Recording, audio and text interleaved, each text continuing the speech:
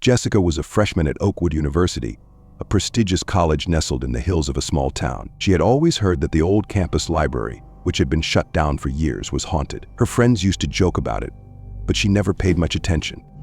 One night, after a long study session in the new library, Jessica realized she had left her phone charger back in her dorm room. With her phone about to die, she decided to take a shortcut through the old library courtyard to get back quicker. It was well past midnight, and the campus was eerily silent. As Jessica walked across the courtyard, a cold wind swept through the air, making her shiver. The towering windows of the old library stared down at her like dark, empty eyes. She quickened her pace, not wanting to linger any longer than necessary. Halfway through, she heard something strange, a faint tapping sound coming from the direction of the old library doors. She stopped and looked around, but saw no one. The sound came again, louder this time. It was as if someone was knocking from inside the library. Jessica's heart raced. No one had been inside the old library for years. The doors were supposed to be sealed, yet the tapping continued, insistent, almost like someone was begging to be let out. Against her better judgment, she found herself drawn toward the sound. She approached the massive wooden doors which loomed before her like the entrance to a crypt. The tapping stopped as soon as she reached them. For a moment, Jessica stood there in the stillness, her breath visible in the cold air. It's nothing, she told herself. Probably just the wind. She turned to leave. But just as she took a step, the doors creaked open a few inches. Jessica froze, staring at the gap in disbelief. Her curiosity got the best of her.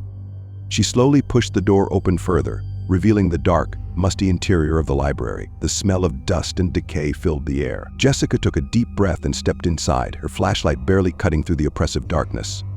The inside of the old library was just as eerie as she had imagined. Rows of bookshelves stood like silent sentinels, covered in years of dust. The walls were lined with old portraits of former professors, their eyes seeming to follow her as she moved through the space.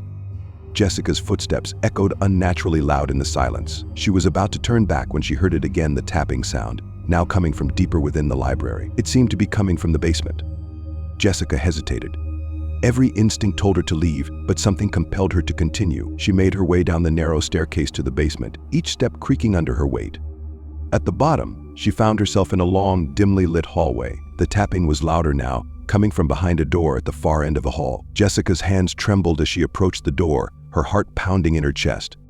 She reached for the handle, but before she could touch it, the door swung open on its own. Inside was a small, windowless room. In the center stood an old wooden desk with a single candle burning on it, casting flickering shadows on the walls. Jessica stepped inside, her eyes scanning the room. There was no one there. Just as she was about to turn around, she noticed something strange, a notebook lying open on the desk. It looked ancient, its pages yellowed and brittle.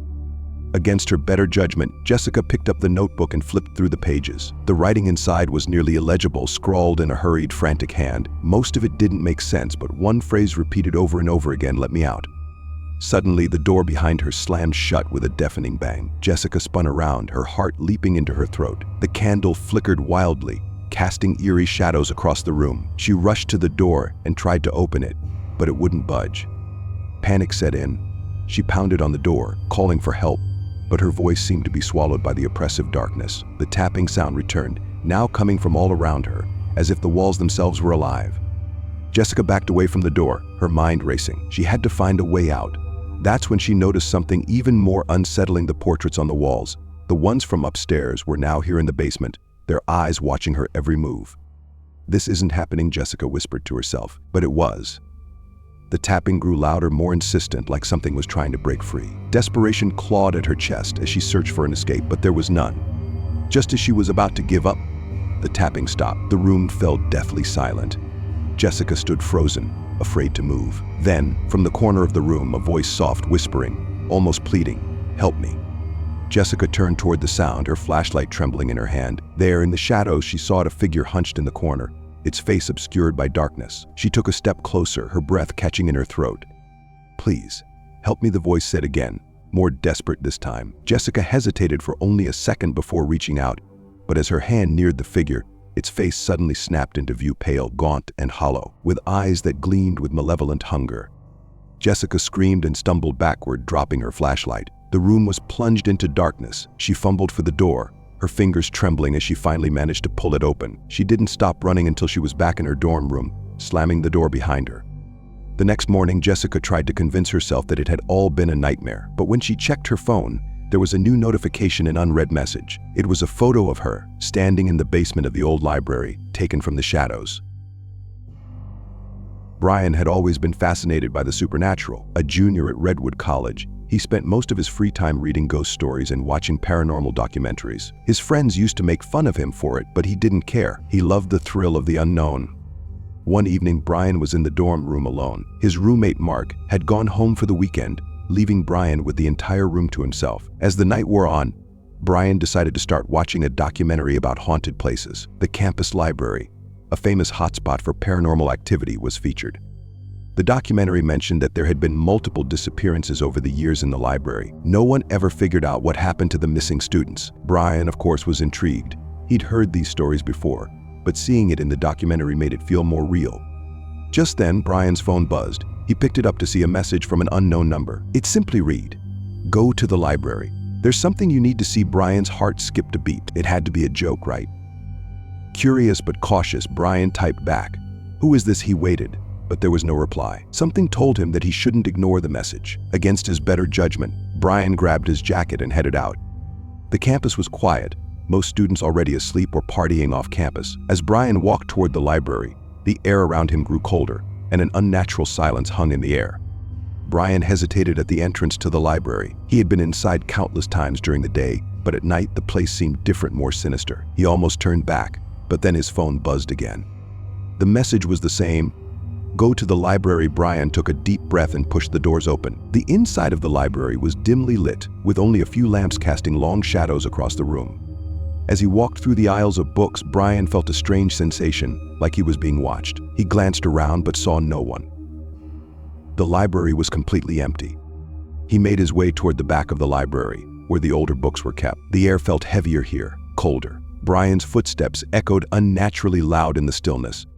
Suddenly, he heard a faint noise, a whisper, just at the edge of his hearing. He stopped and listened, but it faded away. "I'm just imagining things," Brian told himself, but deep down, he wasn't so sure. He continued walking until he reached a small room at the very back of the library. The door was slightly ajar. A soft glow emanated from inside, as if someone had left a light on.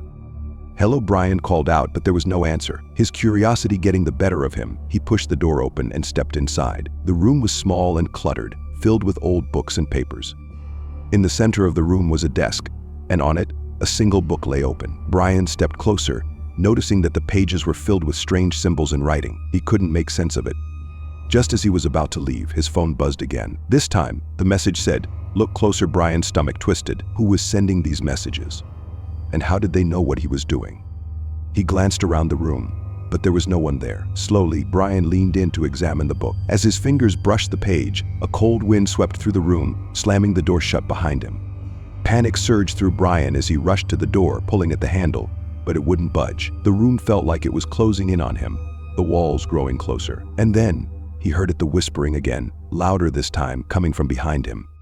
Brian turned around, his heart pounding in his chest. In the corner of the room, a figure stood shrouded in shadow. It was tall and thin, its eyes glowing faintly in the dim light. Brian froze, too terrified to move. The figure slowly stepped forward, its movements unnatural, almost jerky. Who are you?" Brian stammered, his voice barely a whisper. The figure didn't answer, but its glowing eyes locked onto Brian, sending a chill down his spine. "You shouldn't be here," the figure whispered, its voice low and menacing. Brian backed away, pressing himself against the door, but the figure kept advancing. "Please, let me go," Brian begged, his voice trembling. But the figure didn't stop. It reached out with a bony hand, its fingers curling around the air, as if trying to grasp something. Just as the figure was about to reach Brian, the door behind him suddenly flew open. Without thinking, Brian bolted out of the room, his heart racing as he sprinted through the library and out into the night. He didn't stop running until he reached his dorm room. Slamming the door shut, Brian collapsed onto his bed, his mind reeling. Was it real? Or had he imagined the whole thing? The next morning, Brian checked his phone, hoping to find some explanation for what had happened. But there were no new messages, no record of the texts he had received the night before. It was as if they had never existed. Emily, Josh, and Sarah had been friends since their freshman year at Ridgeway College. They had always done everything together, studying, hanging out, and even investigating the spooky legends around campus. One particular legend had always intrigued them, the story of Old Man Sawyer, a groundskeeper who had supposedly died under mysterious circumstances decades ago. It was said that his ghost still roamed the campus at night, especially near the abandoned dormitory where he used to live. The friends had heard the stories countless times, but they didn't believe in ghosts. That is, until one fateful night when they decided to sneak into the old dormitory and see for themselves.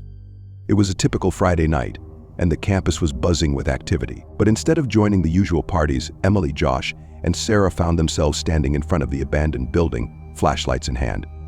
"Are you sure this is a good idea?" Sarah asked, her voice tinged with nervousness. Emily and Josh exchanged a glance, both trying to suppress their own unease. "Come on, it's just a building," Josh said, trying to sound braver than he felt. "We'll go in, look around, and prove that there's nothing to be afraid of." The three friends made their way inside, the air immediately growing colder as they stepped over the threshold. The building was dark and silent, the only sound coming from their footsteps echoing through the empty halls. They explored the first few floors without incident, finding only old furniture and cobwebs. But as they reached the top floor, things started to feel different. The air grew heavier, and a strange sense of unease settled over them. "This place gives me the creeps," Sarah whispered, clutching her flashlight tightly. Emily and Josh nodded in agreement, but neither of them wanted to admit it out loud. Just as they were about to head back down, they heard a noise, a faint scraping sound coming from the end of the hallway. The three friends froze, their flashlights flickering. "Did you hear that?" Emily asked, her voice barely above a whisper. Josh nodded, his face pale. "Maybe it's just the wind," he said, though he didn't sound convinced.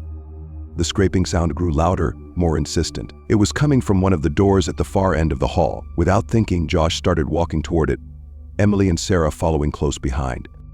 They reached the door, which was slightly ajar. "I don't like this," Sarah muttered, but Josh ignored her. He pushed the door open, revealing a small, empty room. "See?" "Nothing," Josh said, trying to hide the tremor in his voice. But just as they were about to leave, something caught Emily's eye, a faint figure standing in the corner of the room. "Do you see that?" Emily whispered, her heart racing. Josh and Sarah turned to look, their flashlights shaking. There in the corner was the figure of an old man, his eyes glowing faintly in the darkness. The friends stared in stunned silence, too terrified to move. The old man's gaze was fixed on them, his expression unreadable. Slowly he began to step forward, his movements slow and deliberate. "We need to get out of here," Sarah said, her voice trembling. But before they could move, the door slammed shut behind them with a deafening bang. Panic set in as the old man continued to advance, his eyes never leaving them. Emily tried the door, but it wouldn't budge. "We're trapped," she cried, her voice echoing in the small room.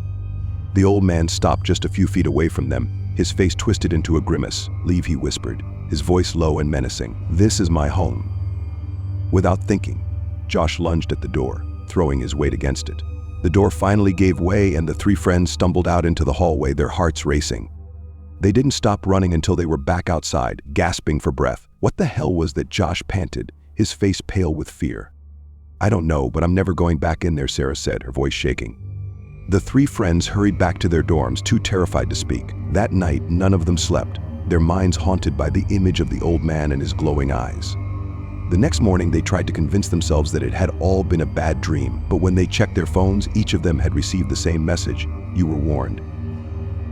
If you enjoyed these chilling stories and want to hear more, make sure to hit that like button and subscribe to our channel. We post new terrifying tales every week, and if we can reach 100 likes on this video, we'll bring you even more spine-tingling stories. Don't forget to leave a comment below, maybe share your own ghostly experience or let us know which story scared you the most.